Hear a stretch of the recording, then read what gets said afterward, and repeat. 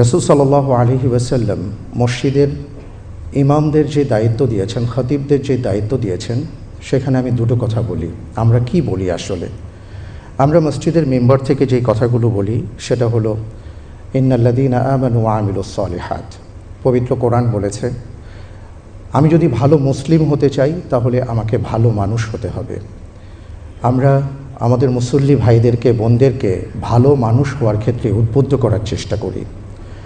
দ্বিতীয় যে বিষয়টি সেটা হলো রাসূল সাল্লাল্লাহু আলাইহি ওয়াসাল্লাম পবিত্র কোরআনুল কারীমের আলোকে তিনি তার সাহাবায়ে কেরাম আজমাইনদেরকে নানা ধরনের নেতিবাচক আচরণ থেকে বাঁচার কথা বলতেন।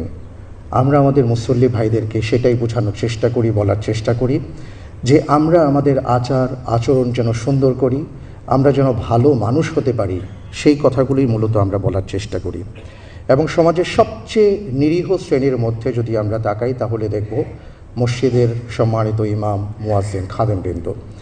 কিন্তু তাদের প্রতি এ পর্যন্ত সেভাবে কেউ দৃষ্টি দেননি। মাননীয় প্রধানমন্ত্রী, আপনি আপনার মায়ার পরশ মাখা সিদ্ধান্তে আপনি আমাদেরকে ভালোবাসা আপনার পক্ষ থেকে উপহার প্রদর্শন করছেন। এই জন্য আমরা আমাদের সম্মানিত ইমাম, খতিব, মুয়াজ্জিন, খাদেমবৃন্দের পক্ষ থেকে আপনাকে অনেক অনেক মোবারকবাদ জানাচ্ছি।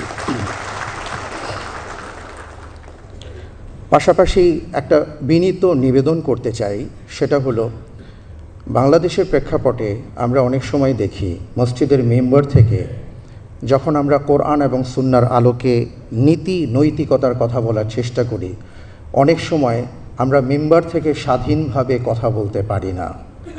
এই ব্যাপারে মাননীয় প্রধানমন্ত্রী আপনার দৃষ্টি আকর্ষণ করতে চাই। আমাদের ইমাম সাহেবরা, খতিব সাহেবরা যেন স্বাধীনভাবে কথা বলতে পারেন, সে বিষয়ে মেহেরবানি করে যদি আপনি ব্যাপারটি দেখুন। এবং এখানে মাননীয় ধর্মমন্ত্রী আছেন, তারও আমি দৃষ্টি আকর্ষণ করছি। আরেকটি বিষয় বলে আমি আমার আলোচনার ইতি টানতে চাই, সেটি হলো আলহামদুলিল্লাহ আমাদের মসজিদ কেবল 5 ওয়াক্ত নামাজের জন্য নয়, মসজিদ হলো একটা জীবন্ত মসজিদ। মসজিদে নববীর ইতিহাস যদি আমরা দেখি তাহলে দেখব মসজিদে নববী থেকে রাসূল সাল্লাল্লাহু আলাইহি সাল্লাম অনেক কার্যক্রম হাতে নিয়েছেন।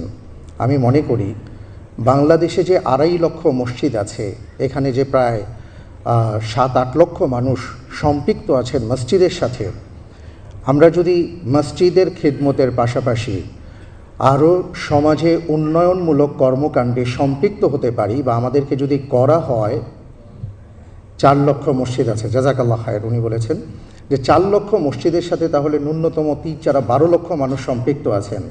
এই 12 লক্ষ মানুষকে যদি সমাজের উন্নয়নমূলক কর্মকাণ্ডের সাথে আরও বেশি সম্পৃক্ত করা যায়, আমরা তাহলে দেশকে আরও কিছু ভালো কিছু দিতে পারবো ইনশাআল্লাহ।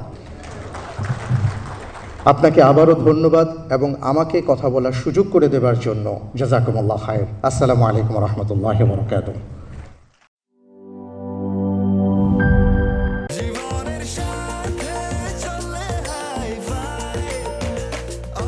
স্বাস্থ্যকর অল টাইম, সব সময় অল টাইম হেলদি লাইফ।